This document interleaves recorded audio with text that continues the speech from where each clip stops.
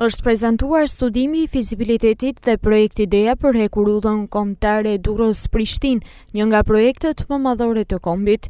Kreu i Bashkisë Shkodër, Benet Beci, gjatë fjalës së tij, u shpreh se kjo është një ëndër shumë dekaqe, e cila po bëhet realitet. Një lidhje vërtet historike, kulturore dhe ekonomike për shqiptarët të dy anët e kufirit.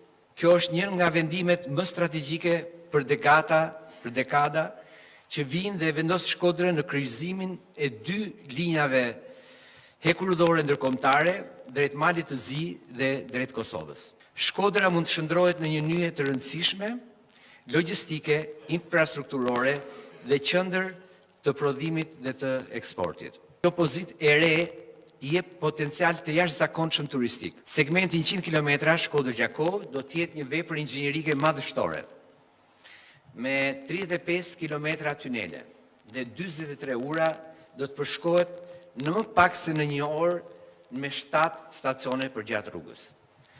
Zëvendës kryeministri Belinda Balluku e cilësoi këtë si një moment kyç që i hap rrugë realizimit të një prej veprave më të rëndësishme infrastrukturore për kombin dhe ekonominë e rajonit.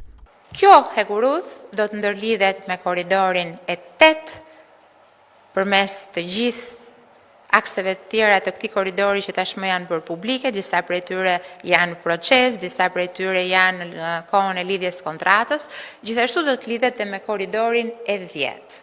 Por nga ana tjetër prek edhe korridorin Adriatiko-Jonian në një gjatësi shumë të rëndësishme të tij, duke e kthyer kështu si një nyje ndërlidhse të 3 korridoreve europiane dhe duke i dhënë kësaj hekurudhe në dukje kombëtare një rëndësi të veçantë për të gjithë zhvillimin ekonomik dhe gjeopolitik të Europës juglindore. Shkodra është kryeqendra e veriut. Shkodra është një nga pjesët më të rëndësishme të Shqipërisë, në ekuivalencë të plot me Tiranën, dhe Shkodra e meriton që të jetë nyja ndërlidhse e kombit tonë.